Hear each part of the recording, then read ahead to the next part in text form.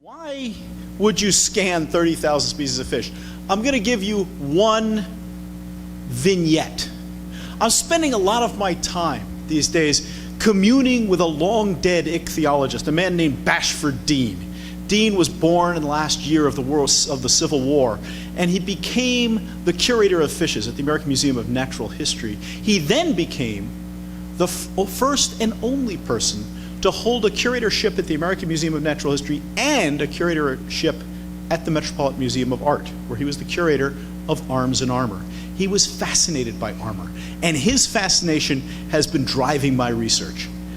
He posited that from armor you could tell how a fish lived. You'd look at it and you'd know what it was defending itself against. And I love this idea. But I'm taking it a step further, because he's wrong. Armor is not just for defense. Armor is also to inspire awe and lust, and to promote fear and understanding. And lastly, armor is really good as an offense.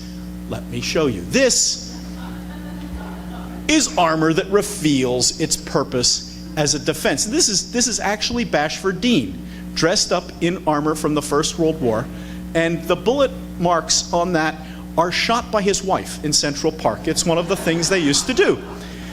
In this case, armor showing you the defense. But this is King Ferdinand, the Holy Roman Emperor Ferdinand II, his armor.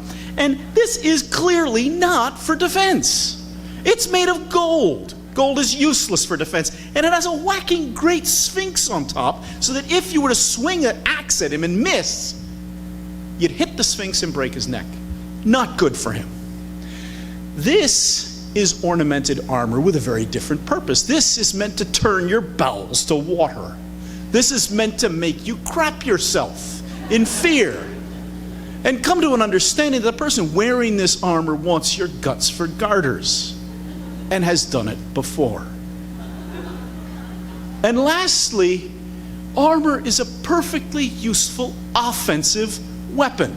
Anyone with a small child wearing a helmet knows this. Put your jacket on. Ow! Oh, God! Poachers, a local species of demersal fishes, are completely armored. And I have found all 4 of these types of armor in the poachers. Just 22 genera, 46 species. I've scanned 21 of 22 genera and 38 of 46 species in my quest to scan all fishes. For pure defense, I give you the alligator fish. Smooth, not well ornamented armor, but no gaps, no chinks. It tells you what this little fish is armored against. It's armored against shrimp. This guy has a few more pokey out bits, armored against crabs and actually soft-mouthed fishes. Overlapping scales, poor ornamentation, complete coverage. In contrast, here is Ferdinand, the 4-horned poacher, giant pieces of armor sticking out all over the place, completely useless as armor. It's there to show off.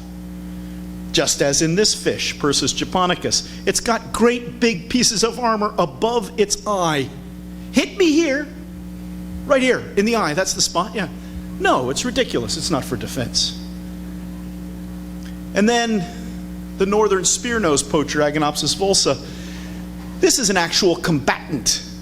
And you can tell because it's these large spikes on the armor are actually worn on the inside edges. They grapple with this stuff and they beat each other up. They tear each other's faces off. So, with that, I've come to the end. Because I'm scared peeless of that music. And I just wanted to make clear that the whole purpose of scanning all of the fishes is to put these data in the public domain. They're put up on the web for everyone to download. I'm interested in armor. You use these data as you'd wish. Thank you very much.